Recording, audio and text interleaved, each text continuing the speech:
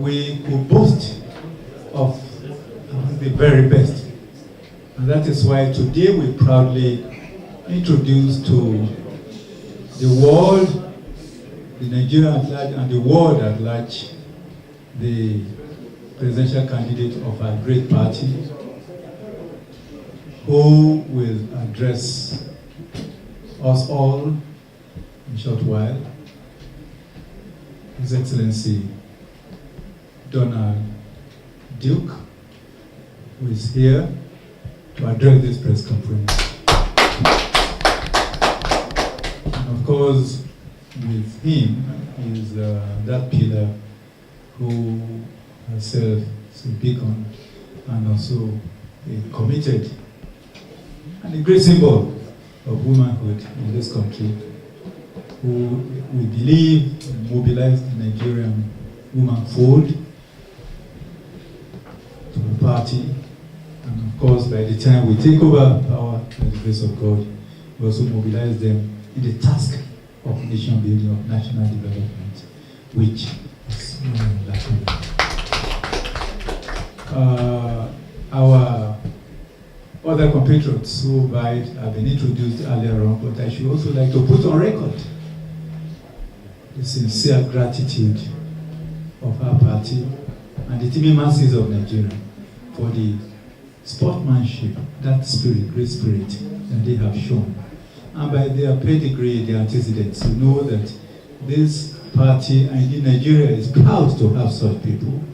When you have His Excellency, former ambassador, former minister, 2 times minister, a senator of the Federal Republic of Nigeria, a professor of distinction, and Pro-Vice Chancellor of the leading private university in Africa, and so for offering to serve this country through the platform of the SDP. That goes to show you that. Professor the man of God has been praying, not just for himself, praying for the country, praying for our party.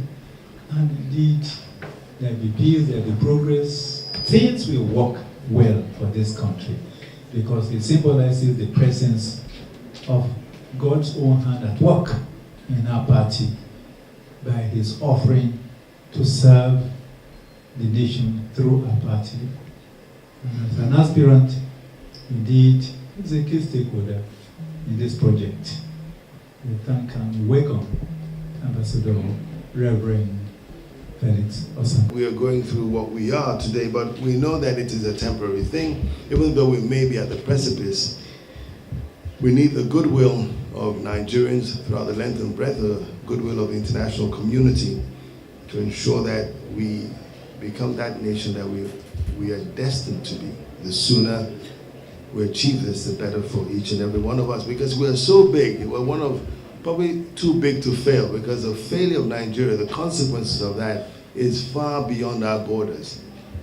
Already, our inadequacy to provide for ourselves is beginning to affect our neighbors. It's beginning to affect countries as far away as Europe. The migrations from our country to other countries in Europe and around the world is because of our failure to provide opportunities for our people. So our thrust is to create a nation where each and every one of us can feel, have a stake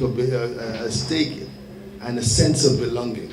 And we do not need to go out to seek opportunities. Opportunities lie in here for us. We also recognize that our population is growing in such a rapid pace that if we are unable speedily to provide for our people, then the challenges will even be further more dire than it is. All the things that we've been having, and that's where the challenge lies. We have had administrations over and over again, but rather than deal with the kernel of the problem, the real issues that affect us, they deal with the symptoms. So they deal with corruption, insecurity, and things like that.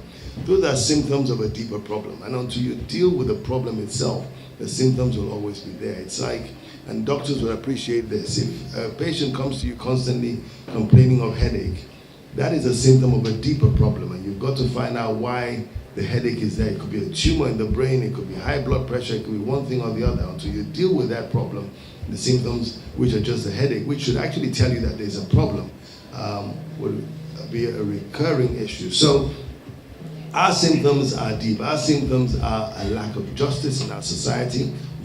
You cannot have a society that is devoid of justice. It cannot work.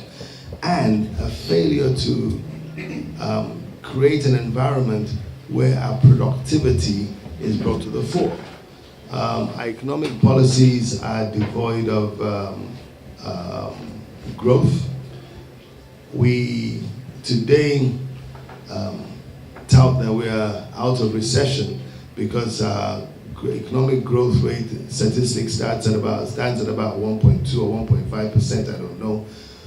But the critical thing is that if you have a population that's growing at about 3.2 to 3.5%, and your economy is only growing at 1.2%, you are still in recession. You need a country where the economic growth indices is far in excess of the population growth.